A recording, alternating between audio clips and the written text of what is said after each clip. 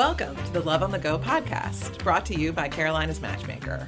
I'm Lori Burzak, and for over 17 years, I've been helping singles find the relationship of their dreams all over the Carolinas. Along the journey, I've met so many amazing professionals and experts from various fields, and I'm excited to introduce them to you.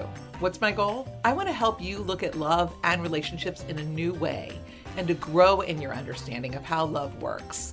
Let's learn together how people have overcome personal obstacles and have found love, first and foremost with themselves. The ultimate goal is realizing that you are worthy and deserving of love. Let's get started.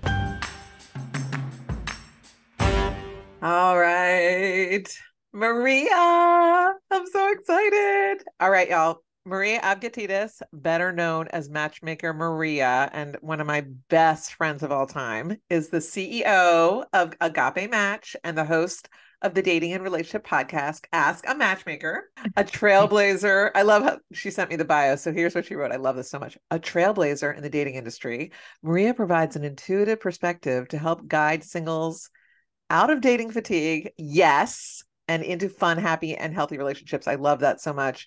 And obviously your dating advice has been featured all over. I mean, my God, the CBS Good Morning America, Today Show, New York Times, Washington Post, like all over the place. Welcome.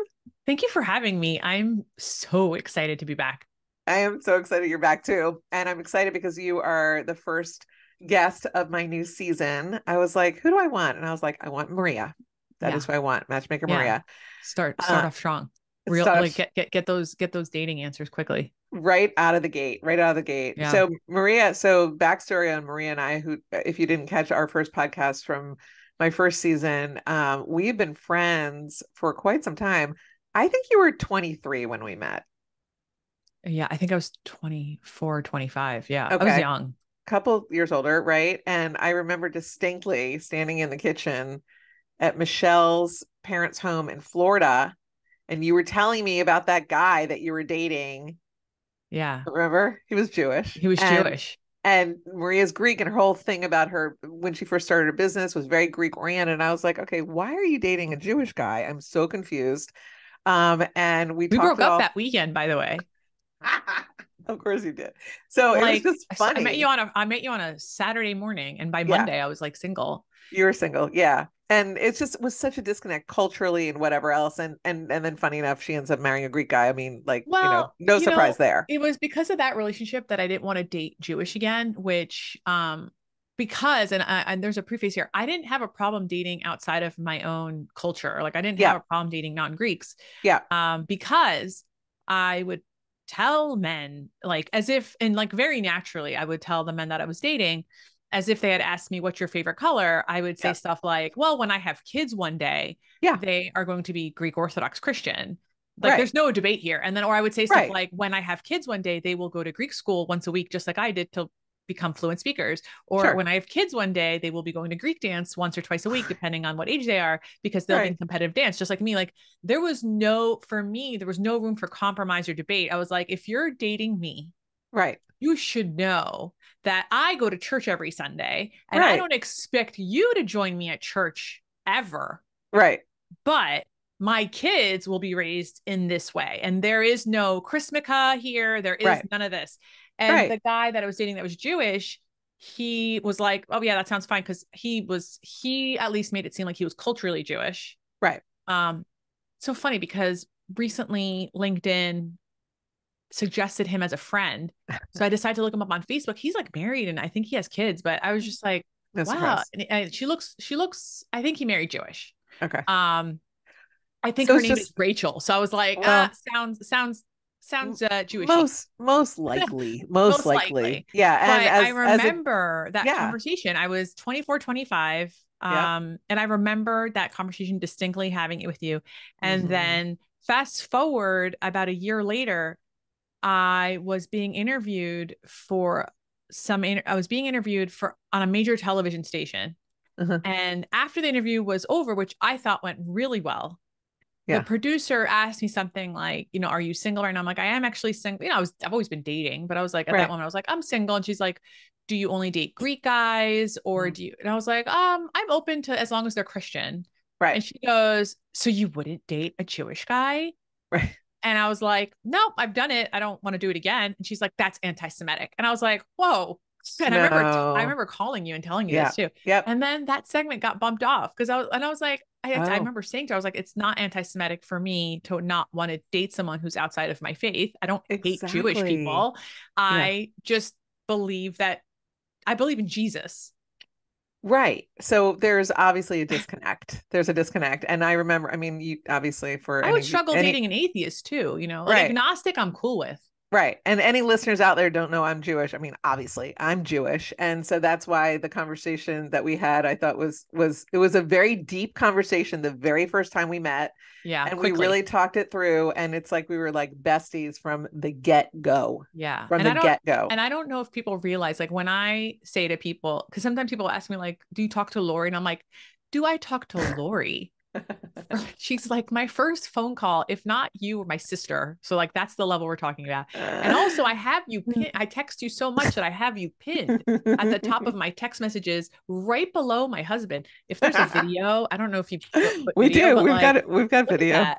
Look at that. Like the There I first two am. rows right there. Yeah. So I'm not crazy here when I say people like Lori's my friend. She really is my friend. And it's good to have friends that not only are in different, I mean, we have different religious beliefs and different cultural Hmm. upbringings, but also Hmm. we are in different stages of life. Yeah.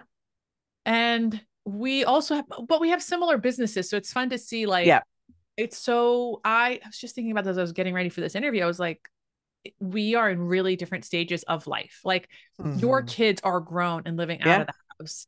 My Yes. kids depend on me to be fed. They can't just open up the fridge because my children are 3 years old and one of them just turned 6. Yeah. So, yeah, Yeah. Really different stages, but yet we're always talking business. We're always talking clients. We're matching dating client to trends. clients. Yeah. Yes.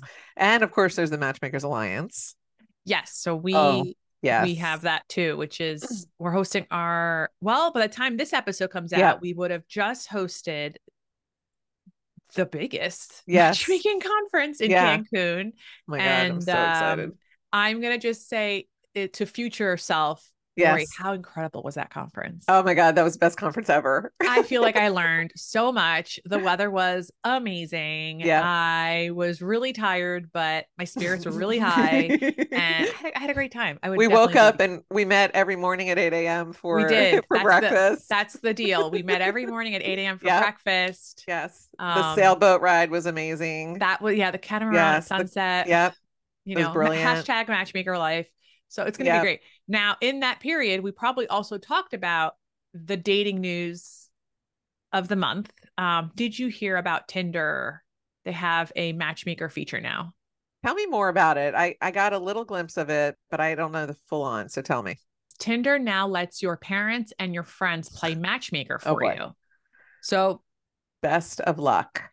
yeah, so Tinder's new feature makes dating a team sport by integrating the friend test into the app. Input Okay. from friends and family can be quite valuable for many. So, in Hmm. rolling out this matchmaking tool, Tinder cited a recent survey that commissioned with Funful that 75% of singles say they discuss their dating life with multiple friends, Hmm.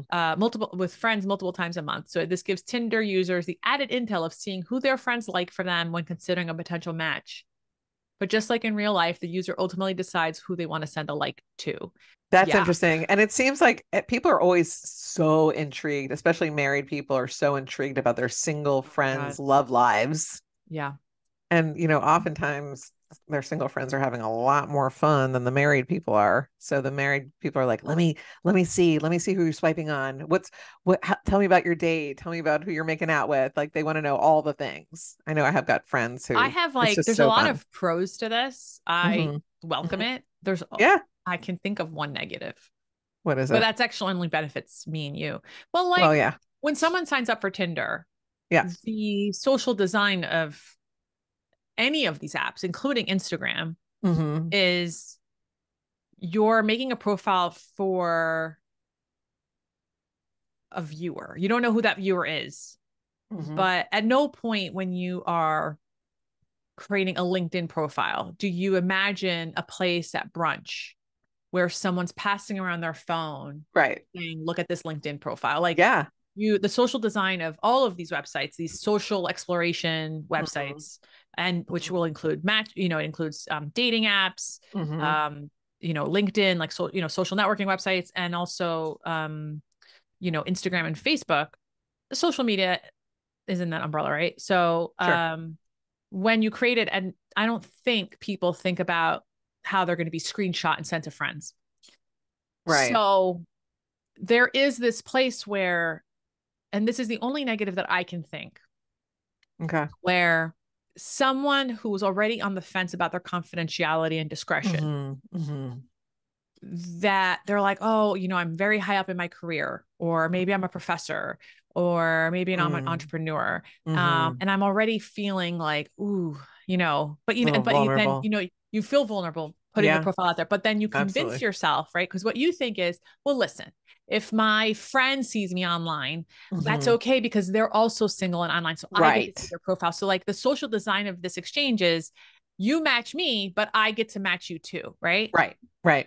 There is going to be a person out there that's like, I don't want my married friends, or I don't want this person's friends to have access to my profile because I don't get to see who they are too. Yeah. And I think that the people where confidentiality was already on the fence, Mm-hmm. they're going to circle back and be like, maybe this isn't for me. Let me look into a professional matchmaker Yeah. who could do this. So the one negative I think is a benefit to me and you. Yeah. But other than that, I think the best positive of this is that maybe your married friends can shut up about your dating experience, because all I hear from married people, like especially at church where I see most of my married friends, is like, Mm-hmm. oh God, I wish I could be single and just online date just to experience it. And it's like, I don't think you realize how terrible certain people's user experiences can be on these apps. Mm-hmm. And I think if they finally get access to it through their friends, they Mm-hmm. can see like, wow, my friend is actually working really hard and meeting someone and they're not. And the onus is on me to actually introduce them to friends Mm-hmm. too. Like if they can do this, it shouldn't take me much to look through my own Rolodex of single friends that I Yeah. can introduce my friend to. Because the truth is that like if you met someone through a friend, you are exponentially more likely to marry that person than meeting a stranger online. So Yeah. there is this benefit here of getting married people to stop shitting on single people for not trying hard enough, especially those who got married before 2013, because they have no Mm-hmm. idea what dating is like. They don't know what the dating landscape looks like. But Mm-hmm. then also the other half of like, maybe there is this push where it's like, okay, we'll do online dating, but let me see how I can help you offline dating. Yeah. Getting a little more involved. You know what else I'm thinking is, I'll hear often from especially men that hire me for matchmaking, because that's basically who I work with for matchmaking specifically, is they'll say, listen, a friend tried to set me up and oh, they were so off, but I didn't want to be rude and say to them, oh, well, she's definitely physically not my type. That's why I'm hiring you. I even had one guy say, for anyone that comes forward to me and says, I want to set you up, he was just going to say, oh, I've got a matchmaker handling that for me now. Thank you so much. Because he didn't want to be insulting. But what I'm thinking is if their friends now see, oh, this is his type, then they might be like, okay, that makes sense to me. Now, maybe that woman at the office could be yes or no a match for him potentially. I That's a mean, I benefit. think I think some people also might learn how delusional some of their friends are. Yeah, no kidding. And maybe they'll give them that heart to heart that like you're really punching above your weight. Yeah, but Like this there's isn't going to work if you're focused only on these attributes that really don't matter in the long run, because I can tell you as a married person that some things that you're looking for just don't matter. no, they really don't matter. You're right about that. And possibly, I'm not convinced that some of these people will actually learn anything because they have their minds set. No, I don't think so, but I think just in general, I think as the months roll by, I have started to become a big fan of Tinder. And that Okay. is because Tinder has just way less filters than other apps. Mm-hmm. So to me, it feels more like a meetup app versus a dating app. And like it emulates the virtual bar. So like if you were at the bar, right? Mm-hmm. And now we had to do this pre 2012, pre like thumbing around on Instagram where people are Yeah. distracted, right? Yeah. If you went to the bar, there is the social design of going to a bar is sitting by the bar or at a high top or whatever. And Mm-hmm. when someone comes in through the door, sometimes your head turns and you see who's coming in. Think of Grey's Anatomy. That's like every single bar scene is people looking at the door, right? Right. Right. That doesn't happen now. If we actually looked at the Grey's Anatomy bar, there Mm-hmm. is no way in hell anyone's turning to see the door because everyone's glued to their phones. But Mm-hmm. if you were at this bar, you Mm-hmm. wouldn't think to yourself that, like, oh, look, a 5'5" guy came in. I'm not going to talk to him. Mm-hmm. Or, oh my God, a Jewish guy came in. I'm not going to talk to him. Like, Or whatever. these are Yeah. things that just don't matter in like how you interact with people. Like, Or you're we not don't going to know what say, they make, oh, that guy walked in, but he doesn't earn over $100,000, so I'm not even going right, to talk to him. We have no idea right, what he makes. right. Yeah. So Tinder does a really good job of presenting this virtual bar scenario, this like Mm-hmm. revolving door of people coming in. Mm-hmm. And you have the option of engaging with that person or not engaging with that person, but like Mm-hmm. the filter of religion, the filter of height, the filter of um Politics. politics, that's just removed, Even removed like completely. smoking. Even smoking. Yeah, like it's funny because people will say sometimes like I would never date a smoker, and I'm like, you wouldn't date a social smoker, like someone who Right. just has a cigarette like once a month when they're drinking too hard with their Right. friends. Like it's just like a cute little vice that they have. Yeah. Like Or really, maybe somebody who vapes, but doesn't vape yeah. a lot or whatever. Yeah. I mean, I hear from people who I have clients who say stuff like, I don't want to date someone who's sober Mm-hmm. because I really love wine. And it's Mm-hmm. like, I appreciate that you love wine.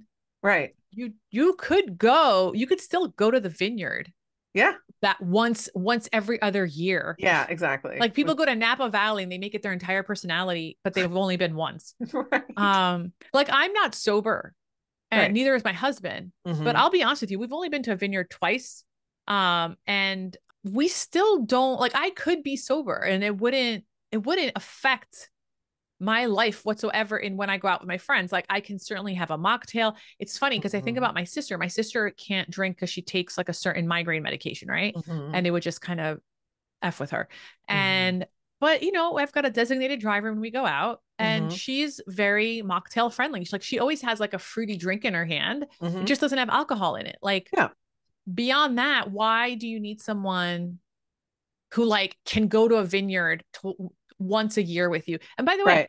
I'm sure they can go. I'm sure there's something that they can engage with at the vineyard. Vineyards are not just for drinking, they're for appreciating the scenery, Yeah. appreciating the Flowers. architecture, the flowers. Yeah. Mm-hmm. Like they can The appreciate music. the Yeah. artistry of wine. Mm-hmm. They just don't Sure. drink it, Yeah. So I think that gets like a bad rep too. Right. So Tinder do you use Tinder for your online dating clients? If a client wants to hire us for online dating profile management, I don't believe we do. We tend to use Hinge and Match because we do have to filter a little bit for this because otherwise Yeah. it's just I think Tinder has a lot to do with like your gut.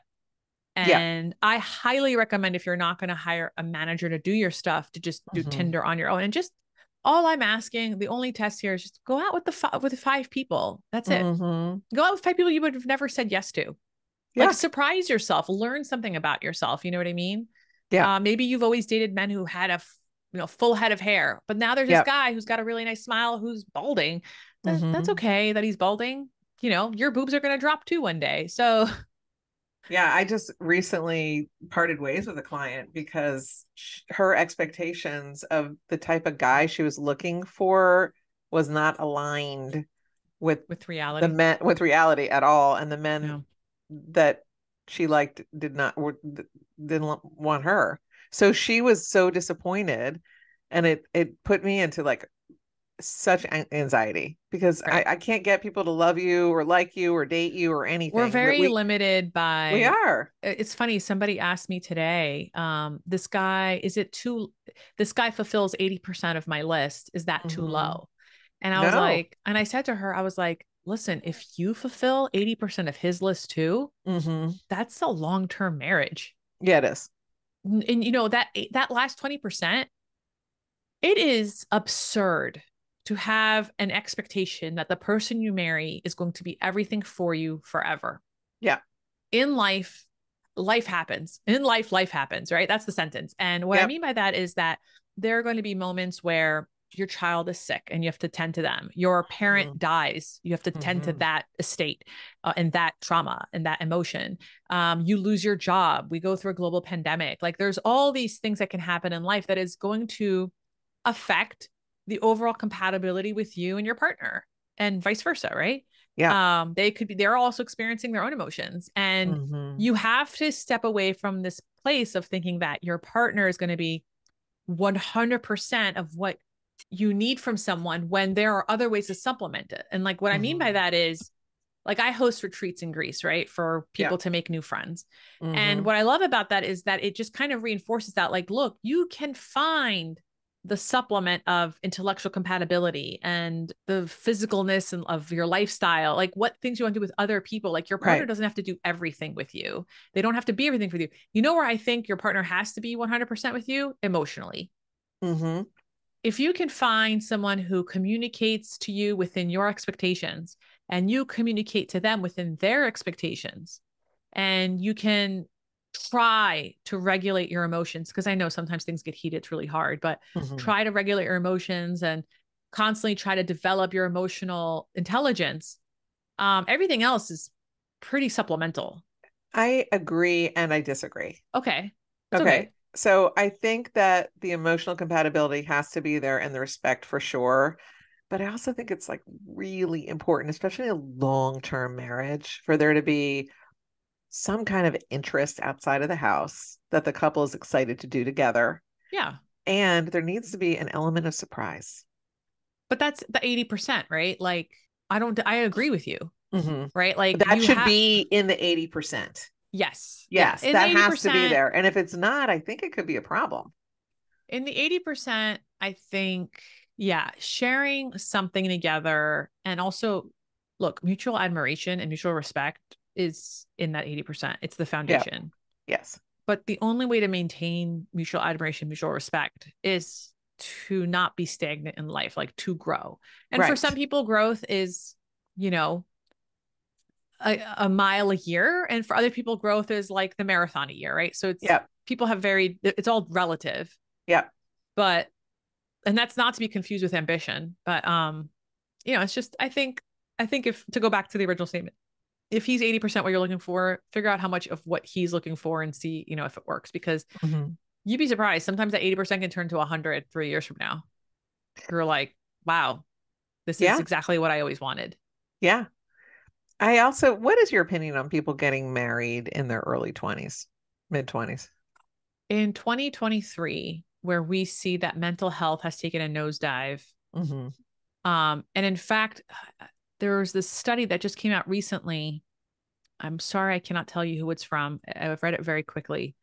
But there was a study that came out recently that says something like because Gen Z was raised by Gen X parents who were more likely to be helicopter parents and Hmm. they didn't learn to be independent, they might have more mental health issues Right. as adults because they've Hmm. never learned to self regulate all the emotions in their newly found independence. Right. I think that in 2023, I think it's important to delay marriage to past 25. Yeah. You might not be the same person at 27. Like you might not even want the same things at 27 that you thought you wanted at 21. Yeah. And it's a And problem here in the yeah, South. Sorry to is interrupt it you. is it because of religion? People get married young Is it here. because they're Just so let me ask you a it's just question. it's what's expected. You go to Well, is it you, expected because, and I don't know this, I'm genuinely mhm. asking this Yeah. question. Do people in the South have a propensity to like save sex till marriage? No. Okay. No, it's not So that. it's just a cultural thing, right? They It's a see their friends cultural thing. Their graduating families college. did it, their parents did it. Yeah. Everybody meets somebody at college or right afterwards, and everybody is all of a sudden getting engaged, and so you do it too. People just follow the group. I think that's pretty common actually across the whole country, with the exception of major cities. Okay. And I think why in major cities doesn't happen is because there's a lot more things to do, Hmm. like culturally Hmm. and within the city itself. So as a result, you don't feel like, okay, now I finished college. The next thing I need to do is now start planning a wedding. Right. Like there's other things to do than do that. So I think this phenomenon is only happening in the United States in terms of like Western nations, right? Because like if Right. you go to like Northern Europe, people aren't even getting married, period. But that's also because their social benefits are not dependent on you being married. Mm-hmm. So like you get healthcare, Right. you get your taxes don't change. Like it's just you're married or you're not married. It's the same difference, right? Like there's like a Mm-hmm. civil partnership there, but you see like in Sweden, marriage is I think at like 23%. It's like pretty low. Mm. Um, and then if you go to Southern Europe, people delay marriage for as long as possible. For a lot of countries, Spain, Italy, Greece, you might not even get married until you're pregnant. Mm. So you'll be in your late 30s. Like the Mm-hmm. average age for marriage in Greece is like 30, for a woman is like 35-ish, Wow. which is insane. But that's also for economic reasons, right? If you can't afford to Mm-hmm. live away from your parents because of how incomes are, Mm-hmm. you might delay certain things, but also culturally, right? Like I remember one of my friends, she got married at 24 in Athens, Mm-hmm. and you know, child bride Mm-hmm. essentially, right? And Yeah. what's funny is now she's 45, Right. right? And her two of her three kids are in college. Yeah. All of her friends have 4 and 5 year olds at home. Oh, wow. Interesting. So, yeah, but that's, it's interesting in this. I appreciate that. I think if I were listening to this and I was 22, I would say you can keep dating that person.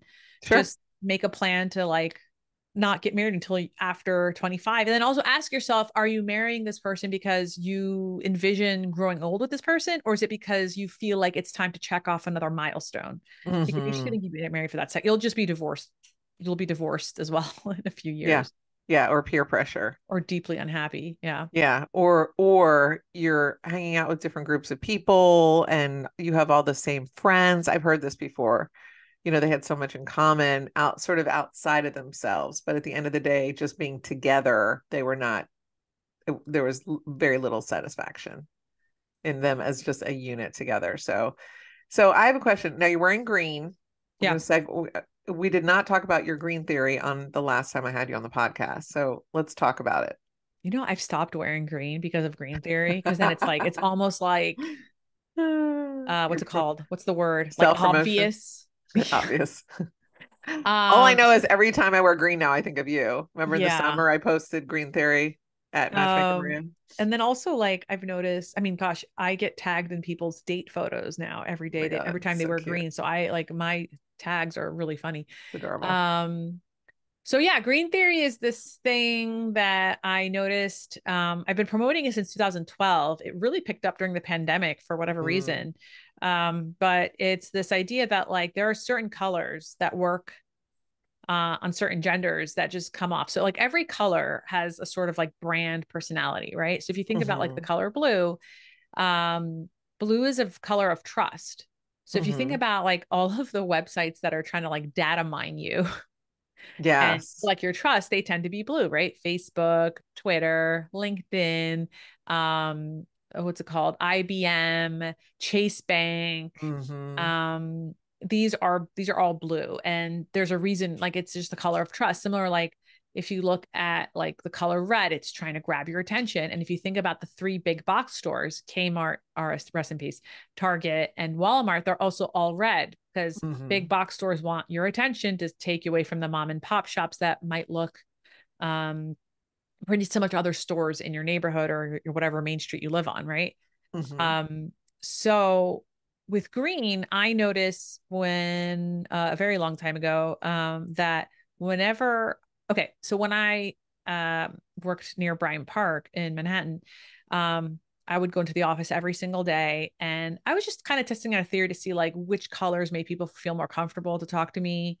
And it was just like my personality where I would just kind of catalog what I was wearing every day and seeing like what was happening. Right. So I noticed that, like, for instance, if I wanted to close a sale, if I wore blue, I had a higher chance of closing that sale.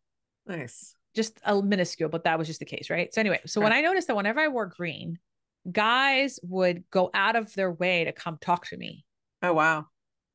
And for those who don't know what I look like, I'm a tall, voluptuous woman. I am filtered out over at most men's searches, which is Right. okay. I don't need to match with anyone and everyone, but that is the truth online, right? Yep. So so as a result, like I was just noticing like, wow, whenever I wear these green dresses, I'm I am guaranteed to be spoken to, not even catcalled, like respectfully, someone will come up and speak to me. And then, I was also calculating the blues and the reds, and then I was dating. So I was able to like kind of test these out. And then I noticed, and then of course, I would also notice with men, like when would I feel the need to go talk to a man? Right. So then, of course, as a matchmaker, I'm also working with clients. I'd help them with their online dating. And I would also Mm-hmm. notice that, like, oh, they were green, there might be a higher click through rate. And Mm. it's funny because Locks Club, this dating site for Jewish singles, Yep. they tested this out and they said to me earlier this year that when people wear green, there is a higher click through rate on their profiles. So I was like, so it works. But Wow. anyway, so to go back, so green theory is this idea that like green is a color of vitality and personability. And if you are a Mm-hmm. woman who wants to be spoken to, green is a very welcoming color. So Mm. if you're trying, and goes for straight women and lesbians. Mm-hmm. So if you want to be spoken to, think green is a really great color to get you started and like make people feel comfortable very quick with you. Interesting. Now, All shades of green? I feel like all shades of green, but I also discourage people from wearing like really dark green. Like if you're Okay. wearing dark green where you need a light to know that it's green, Right. that's too dark. Like Okay. you shouldn't be wearing that.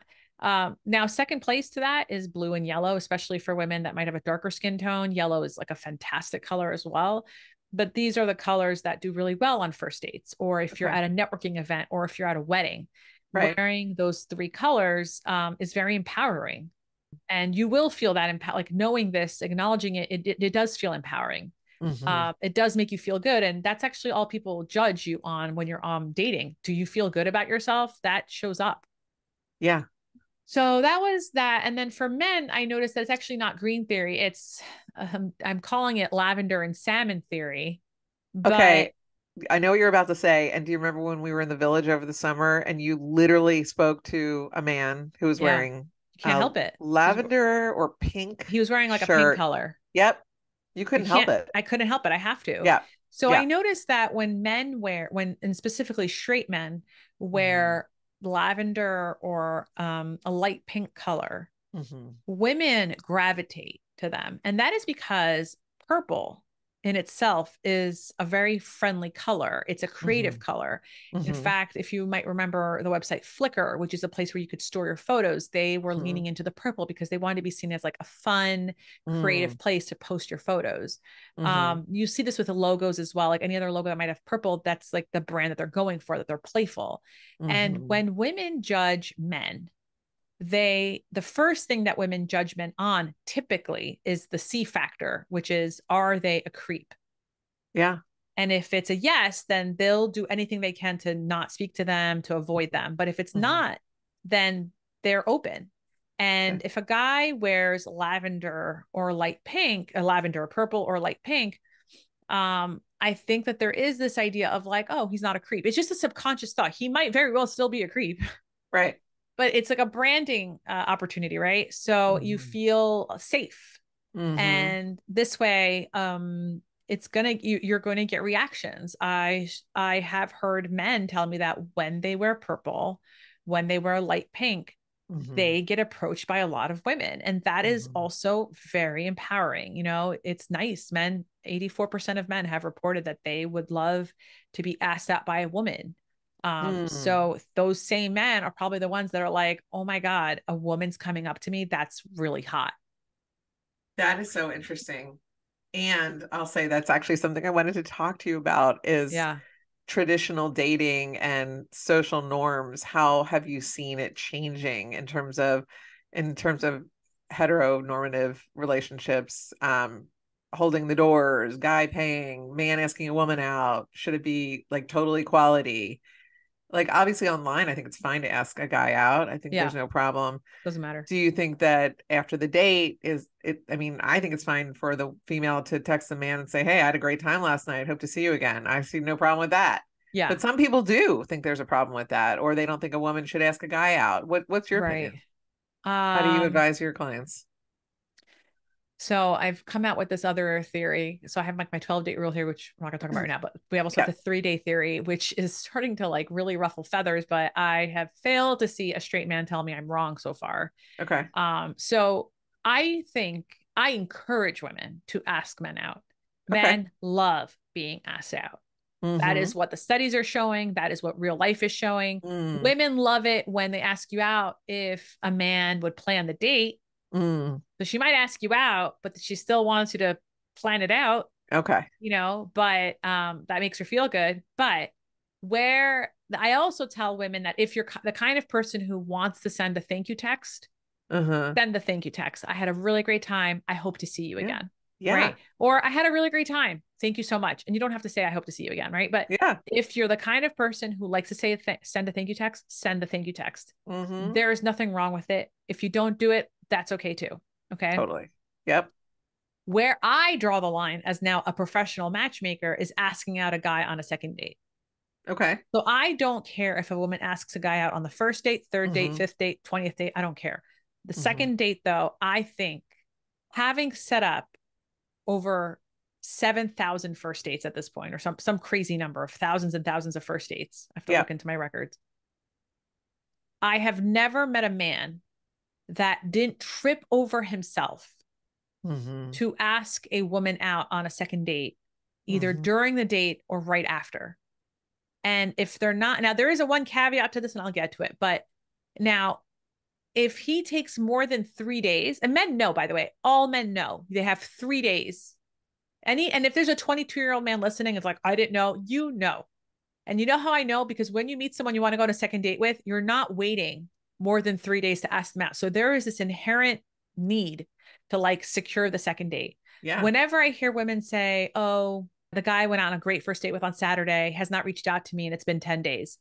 All I think is he doesn't like you. Yeah. Or with the guy I went out with on Monday, all we've been doing is texting and calling each other, but he's yet to ask me out on a second date. Yeah, Mm-hmm. this person's trying to turn you into a situationship. He likes Mm. getting the attention from you, but he's not Mm-hmm. interested in a second date. Right. I've never met a man in my Mm-hmm. professional career that Mm-hmm. wasn't gung ho about going on a second date immediately. That just has Yeah. never happened. That's right. Okay. And so, with that said, though, there is a caveat. Let's say you want to hack it and you want to go on a second date with someone. I would tell you to ask them out. Like, stop the date in the first date and say, I just need to tell you, like, I'm having a great time with you and we should do this again. Yeah. But like, you're telling him so that way. And he's like, if he says, yeah, you could say, on Thursday, I'm just giving an example. On Thursday, there's a cooking class down the street. Do you want to go Mm-hmm. together?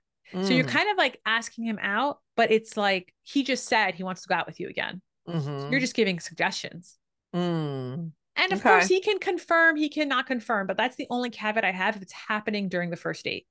Okay. But other than that, like after that, it's game on. Yeah. And if a guy takes 5 days to get back to you and like asking Mhm. you out, I would just text him and be like, what took you so long? And see what he says. He'll tell you what took him so long, You've got right? nothing to lose. You have nothing to lose because that's Mm-hmm. disrespectful. Like if Yeah. you want to be the kind of person who has a guy not situationship you, who has a Mm-hmm. guy who can be reliable, who can be a man of Mm-hmm. his word, who can show up, who can Mm-hmm. meet reasonable expectations communication, Yep. then he should be able to ask you out quickly for your next date. Yeah. Otherwise, he's not interested in anything serious with you. I've never seen a man twiddle his thumbs over someone he's excited to go out with again. That's right. It's Have you ever very, seen this it's at work? Have very, you ever no, seen a it's client at very work cut. like, It is very cut and dry. And that's actually makes it so much more simpler, in my opinion. oh, yeah. Oh, Yeah. yeah. It's Like like, I feel like someone hearing this, it's like, oh, that's it. So after three yeah. days, all I got to do is hold my breath for 3 days. And then after that, I can just dump them. Like, I'll just delete you from my phone. And it's, by the way, I read this from a friend yesterday. She deletes people from her Mm-hmm. phone after a month. And so when they call, you know, David messages her. She can be like, who is this? Right. And he's like, you don't have my number saved? And she goes, when did we go out? Why would I save a number of someone I haven't been out with in over a month? Right. Why would you assume I'm single? Right. Well, listen to this one. So I had a client. a female client. I took her on for matchmaking because she would do a national search, and there was just so many easy things to do with introducing her to people. And she was introduced to a guy that was a friend of a friend, and they went out 5 times, Mm. and they made out the whole thing. They did not have sex, which was great. I told her not to. She was like, "What?" I'm like, "Please do not." And you will understand why. By the way, came back to me and said, "I was so glad," she said, "that I didn't have sex with him, because she would have been all wrapped up." But she wasn't. She had a clear head. So the guy, she messages him, or he messaged her, like, "What are you up to?" They were supposed to go out that night. And she messaged him, like, "What are you up to?" And he said, "Yeah, I'm just hanging out. I've got a thing tonight, whatever," and doesn't invite her out. And it just like never happened. And then he doesn't get back in touch with her at all for like 8 days. Wow. And No, I was like, that's this is disrespectful. dead in the water. Then he comes back to her. And I was like, "Do not respond." I said, "Please block him. Just block him," because it's so disrespectful. And she didn't respond. I was like, "Good, just leave him, just let it go." Then he comes back again. He calls her this time. But the message wasn't like, "Listen, I'm really sorry about what happened. Like, I'd like to see you again. Is that possible?" It was like, "Hey, I'm driving up to the lake. I wanted to see how you're doing." I'm like, "That's not good enough." No. You don't, and she's I like, "I think should get back to him." I'm like, "No, no, you don't have to get I back to think we him." have to remember that the way people we give permission to people and how they treat us. Yeah. So I think if you find this unacceptable, if you find yourself feeling anxiety Hmm. or confusion, that's a Hmm. sign. And Yeah. sometimes it's a physical sign, right? Your body is flipping, all that stuff. Hmm. And I don't want any of my clients to chase the anxiety that comes with that, because that is addictive. Yeah. People get in situationships because the feeling of that anxiety is addictive. Yeah. And Totally. if you don't want that addiction, you have to start. I always tell my clients, like, if you are feeling this addiction to the anxiety, find Hmm. other ways to replace it to get them out easier. So, like, go to Hmm. the comedy club every other day. Hmm. Hmm. Go Totally. see an action movie at the movies. Go to a live concert, go to a live show, music show, whatever, Hmm. go to karaoke, do something Hmm. that's going to produce that level of dopamine in your system. So that way it's easier to like kind of block them out so that you're Yeah. not getting that dose from them. You're getting it from your own lifestyle. Totally. Tell everybody how they can find you. This is awesome. And what maybe just talk about your ask a matchmaker question, and also your podcast. Okay, cool. So if you are interested in learning more about me, you can follow me on Instagram at Matchmaker Maria.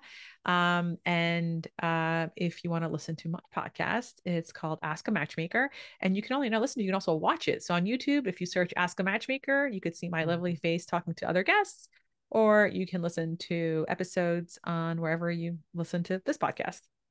Lovely. So exciting. And then with your questions, you post questions on Wednesdays, and that's really gained so much traction. Yeah, it's a lot of fun. The best day to follow me on Instagram is Wednesday. I get a lot of no nonsense advice. Yes, you do. It's so much fun to watch. Thank you so much, Maria. It was a pleasure. And I'll see you in 7 days. I know. Well, Yay. when this episode comes out, I would have already seen you, and it was amazing to see you. And it was so fun. It's so much fun. Thank you again for having me. Yeah. Thank you. Thanks for listening to Love on the Go. I hope you join us on our next episode. You can make sure to know when it is by following us wherever you listen to podcasts. Also, if you enjoyed it, it'd be great if you left us a review. I'd appreciate it. In the meantime, to learn more about me and how my team can help you, visit carolinasmatchmaker.com. Until next time.